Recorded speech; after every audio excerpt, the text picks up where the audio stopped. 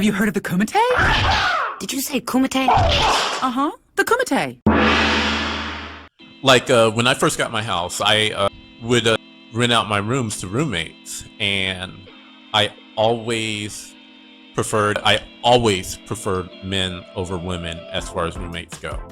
Because, you know, I'm letting this person live in my house, you know, so there's a trust factor there, you know, that you're not gonna come and stab me in the throat while I'm asleep, or I'm gonna wake up and all my shit's gone, you know, so there's... Just because you're emotional. Yeah, there's like a huge trust factor there. And I always feel like when I have a male roommate, I only have to worry about one guy. If I have a female roommate, I have to worry about all of them. That's a good point. And I can see where you'd be more comfortable with a male, you know. There's a lot of underlying issues that would accommodate a woman when you're her being a roommate. I mean, not just the obvious, but yeah.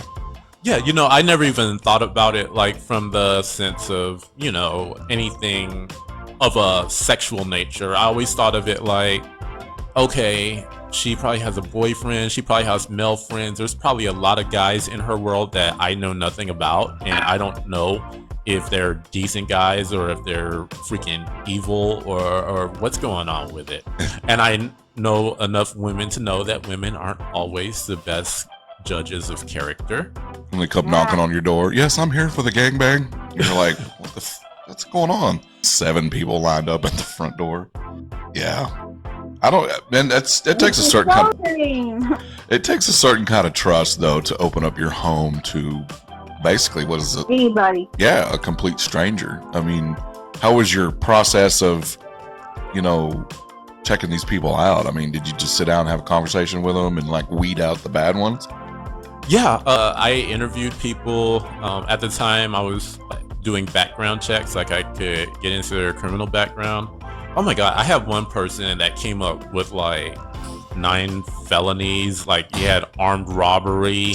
His girl, we'll let you know, was a prostitute. And you know, everyone who's been convicted of armed robbery, every single one of them was asleep in the back seat when it happened.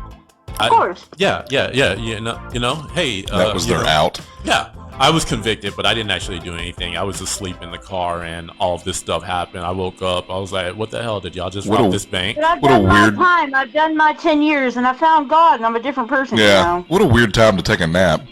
Yeah. You're supposed to be the getaway driver, and well, I think I'm gonna shut my eye for a little bit till I hear alarms and shit go off.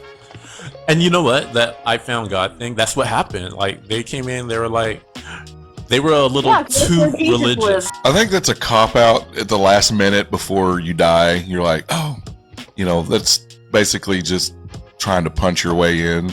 Yeah, finding God at the last minute. You know, no offense to Christians out there, but if you're just living your life and then you find out you have a tumor and you just...